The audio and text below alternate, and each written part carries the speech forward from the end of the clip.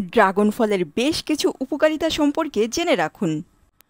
Dragon ফল অ্যান্টিঅক্সিডেন্টের একটি ভালো উৎস হওয়ার কারণে ক্যান্সার প্রতিরোধে সাহায্য করে। ড্রাগন ফলে ক্যালোরির পরিমাণ কম এবং ফাইবারের পরিমাণ বেশি থাকার কারণে ডায়েটের জন্য খুব উপকারী একটি ফল। এই ফলটি শরীরে ইমিউনিটি বুস্ট করে। ত্বক এবং চোখের স্বাস্থ্যের জন্য বেশ উপকারী।